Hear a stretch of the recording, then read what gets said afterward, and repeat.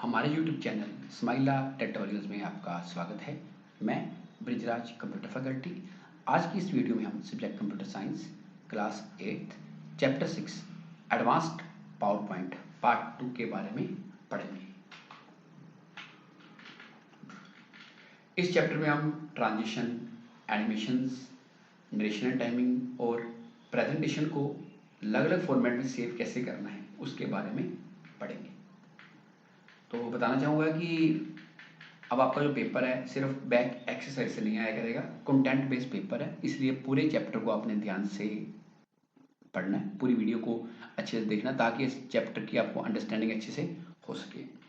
पहले बात करते हैं working with transition. A slide transition is the visual and motion effect that occur when we move from one slide to another. जब हम एक slide से दूसरी स्लाइड पे जाते हैं उस टाइम पे हमें जो इफेक्ट नजर आते हैं उसको बोलते हैं ट्रांजिशन। तो ट्रांजिशन लगाएंगे कैसे? पहले उस स्लाइड को आपने सेलेक्ट करना है जिस पे ट्रांजिशन लगाना है। उसके बाद ट्रांजिशन टैब पे जाके transition from the transition to slide group पे जाना है। उसमें आपके पास इफेक्ट ऑप्शन, साउंड, ड्यूरेशन आदि नजर आएगी। आप उसका प्रीव्यू देख सकते हो। अगर आप चाहते हो कि सेम ट्रांजिशन इफेक्ट सभी स्लाइड्स पे लगाना है तो अप्लाई टू ऑल पे क्लिक कर दो। आप देख सकते हैं कि जब हम ट्रांजिशन टैब पे जाएंगे तो इस तरह के ऑप्शन आपको नजर आ रहे हैं। इनमें से जो भी आप ऑप्शन लोगे, जो भी आप ट्रांजिशन लोगे वो आपके सामने नजर आ जाएगी। अब इसके अंदर आपको कुछ ऑप्शन नजर आएंगे जैसे effect option, sound, duration, apply to all. ये कुछ ऑप्शंस हैं जो आपको ट्रांजिशन टैब में ही नजर आएंगे। जब हम स्लाइड शो करते हैं पूरी स्क्रीन पे तो उस टाइम पे ट्रांजिशन क्या करती है कि जब एक स्लाइड से दूसरी स्लाइड पे जाएंगे जो आपको इफेक्ट नजर आएगा उसको बोलते हैं स्लाइड ट्रांजिशन। अब इसके इफेक्ट में क्या क्या ऑप्शन है? पहले है effect option. This option is present in the transition to this slide. ये आप देख सकते हैं कि इस ग्रुप में आपको ऑप्शन मिल जाएगा। इफेक्ट ऑप्शन की हेल्प से आप डायरेक्शन चेंज कर सकते हो जो भी आपने ऑप्शन सिलेक्ट किया है। साउंड, जो साउंड है ये भी आपको टाइमिंग ग्रुप में मिल जाएगा जिससे आप साउंड सेट कर सकते हो जब आपकी स्लाइड पे कोई ट्रांजिशन अप्लाई होगी तो। ड्यूरेशन, ये भी टाइमिंग ग्रुप में आपको मिल जाएगा ट्रांजिशन टैब की।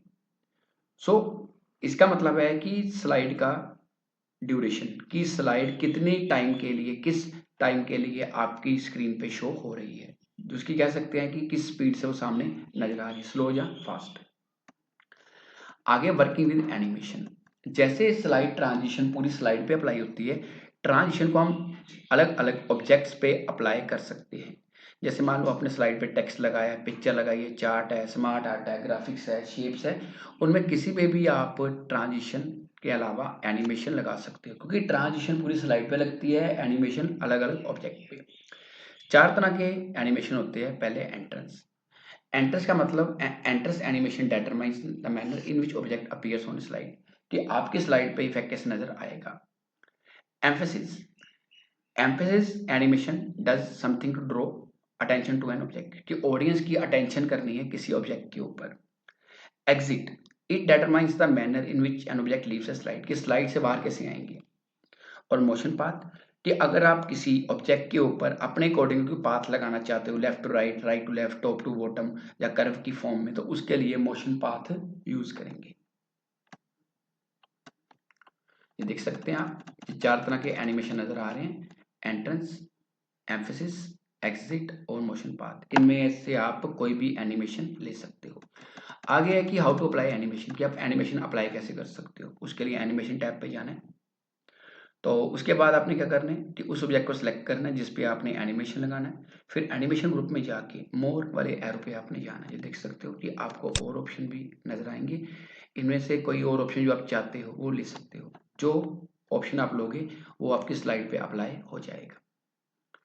आगे वर्किंग विद एनिमेशन ऑप्शंस, कि एनिमेशन के जो ऑप्शंस हैं उनके साथ अब हम काम करेंगे। जैसे आप देख सकते हैं इसमें एक ऑप्शन है effect option, add animation, animation pane, ये अलग अलग है। इफेक्ट एनिमेशन जो आपका है, इफेक्ट ऑप्शन जो है, इसमें अलग अलग इफेक्ट आपको विद ऑप्शंस नजर आएंगे। जैसे फ्लाई इन इफेक्ट। अब फ्लाई इन में आपने क्या करना है, लेफ्ट राइट करना है। जहाँ इफेक्ट ऑप्शन में आप देख सकते हैं as one object, at once या बाय पैराग्राफ।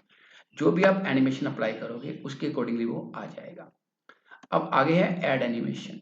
अगर आप कोई एनिमेशन किसी स्लाइड के ऑब्जेक्ट पे अप्लाई करना चाहते हो, 4 तरह के आपके पास एनिमेशन है, तो ऐड एनिमेशन पे जाओगे तो आपको चारों तरह के एनिमेशन नजर आएगी। आपने उनमें से किसी एक एनिमेशन को चूज करके अपनी स्लाइड पे लगा सकते हो।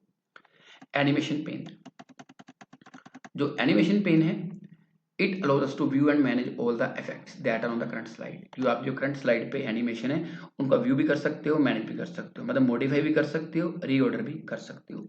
जब आप एनिमेशन पेन पे क्लिक करोगे, एनिमेशन टैब पे जाके, तो राइट साइड पे आपको कुछ इस तरह से एनिमेशन पेन नजर आएगा।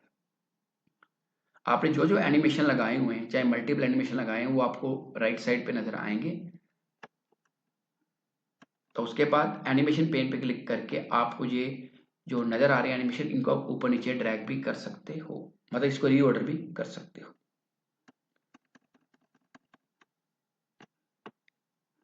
अब एनिमेशन पेन में और क्या है, from animation pane click on play button. जैसे आप प्ले बटन पे क्लिक करेंगे, वो एनिमेशन कैसे रन होंगे वो आपको स्क्रीन पे नजर आएंगे।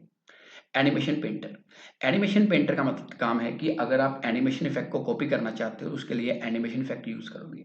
उसके लिए आपने करना क्या है, पहले उस ऑब्जेक्ट पे क्लिक करना है जिसपे ऑलरेडी एनिमेशन लगा हुआ है। उसके बाद आपने एनिमेशन टैब पे जाके एनिमेशन पेंटर पे क्लिक करना है। अब वो क्या होगा कि वो एनिमेशन कॉपी हो जाएगा। अपने एक नया ऑब्जेक्ट जिस पे आप वो एनिमेशन कॉपी करना चाहते हो, उस पे जाकर क्लिक कर दो, वो एनिमेशन कॉपी हो जाएगा। अब आगे है टाइमिंग ग्रुप। टाइमिंग ग्रुप में एक टाइमिंग इफेक्ट है। सो इससे हम क्या कर सकते हैं कि जो भी आपकी स्लाइड पे एनिमेशन है उसकी टाइमिंग सेट कर सकते हैं, कि उसकी ड्यूरेशन टाइम या डिले टाइम, कि कितने टाइम बाद एनिमेशन आपको नजर आएगा या कितने टाइम के लिए चलेगा, उसके लिए हम ड्यूरेशन सेट कर सकते हैं। अब इसमें ऑप्शन आ जाते हैं स्टार्ट में। जब हम स्टार्ट ऑप्शन देख रहे हैं, इसमें ऑप्शन आ जाते हैं ऑन क्लिक, विद प्रीवियस या आफ्टर प्रीवियस।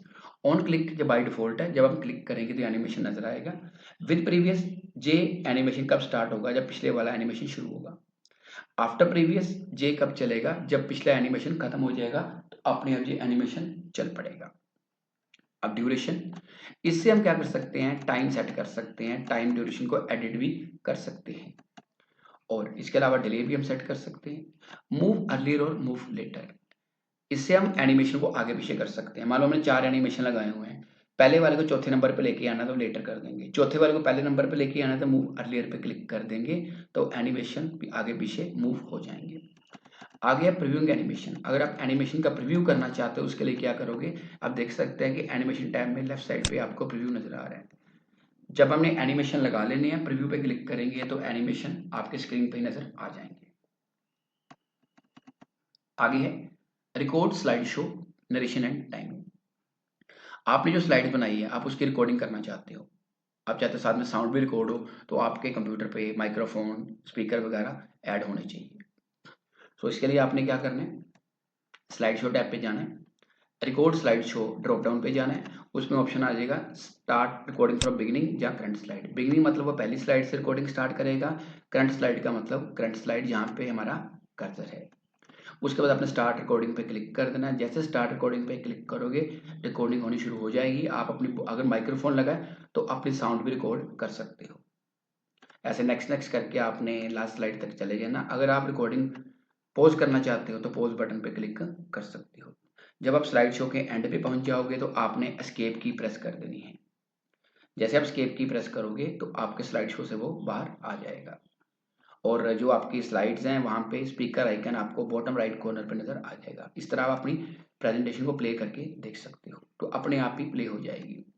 उसके अलावा कि अगर आप नरेशन को रिमूव करना चाहते हो या टाइमिंग किसी रिकॉर्डेड स्लाइड से रिमूव करना चाहते हो, उसके लिए क्या करेंगे, स्लाइड शो टैब पे जाके रिकॉर्ड स्लाइड शो पे जाना है, तो क्लियर ऑप्शन पे क्लिक करना है। तो क्लियर पे जैसे क्लिक करोगे तो आपके ऑप्शन आ जाएगा कि करंट स्लाइड से टाइमिंग क्लियर करनी है या सभी स्लाइड से। करंट करोगे एक स्लाइड से खत्म होगी, और करोगे तो सभी से।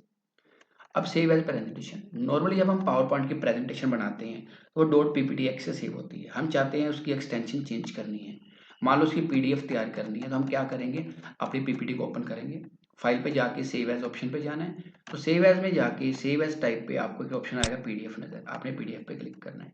जैसे पीडीएफ पे क्लिक करोगे, फाइल का नाम देके उसको आप सेव कर सकते हो। इस तरह की पीडीएफ फाइल सेव हो जाएगी। अब आप चाहते हो कि आपकी जो प्रेजेंटेशन है उसकी वीडियो फाइल सेव करनी है, तो सेम उसके लिए फाइल टैब पे जाना है, सेव एज ऑप्शन पे जाना है। उसके बाद सेव एज टाइप पे जाके आपने विंडोज मीडिया वीडियो पे क्लिक करना है। जब इसको सेव करोगे तो इसकी जो एक्सटेंशन है वो बन जाएगी .wmv। तो .wmv आपकी विंडो मीडिया फाइल बन जाएगी। अब इससे आपकी जो प्रेजेंटेशन की फाइल है वो वीडियो फॉर्मेट में सेव हो जाएगी। अब आगे save presentation as a PowerPoint show. मान लो आपके कंप्यूटर में पावर पॉइंट नहीं है, आप पावर पॉइंट की किसी पीपीटी को लेके आते हो, आप उसको ओपन नहीं कर सकते।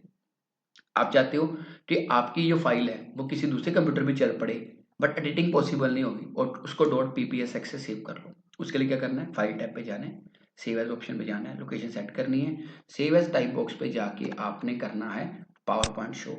इससे .ppsx फाइल सेव हो जाएगी। अब ये आपकी फाइल किसी भी कंप्यूटर पे चल सकती है, चाहे वहां पे पावर पॉइंट है या नहीं, बट आप इसमें एडिटिंग नहीं कर सकते। अब उसके बाद है कि आप चाहते हो कि जो आपकी पावर पॉइंट की प्रेजेंटेशन है उसको पिक्चर की फॉर्म में सेव करना है, तो फाइल टैब पे जाके सेव एज ऑप्शन पे जाना है। अलग ऑप्शन नजर आएंगे, GIF, JPEG, PNG, TIFF, then window metafile. ये अलग अलग आपके पास एक्सटेंशन होगी। जिस फॉर्मेट में आप सेव करना चाहते हो आप सेव कर सकते हो। और ये आप देख सकते हैं इसमें GIF, JPEG इनकी फुल फॉर्म्स हैं, ये आपने याद कर लेनी है, और पेपर में आपको फुल फॉर्म्स भी आ सकती हैं। और आपने यहाँ पे ऑप्शन आएगा एवरी स्लाइड या करंट स्लाइड ओनली। अगर आप एवरी स्लाइड करोगे तो सारी की सारी स्लाइड्स की पिक्चर बन जाएगी, अगर करंट स्लाइड करोगे तो सिर्फ एक की बनेगी। उसके बाद आपने ओके कर देना है।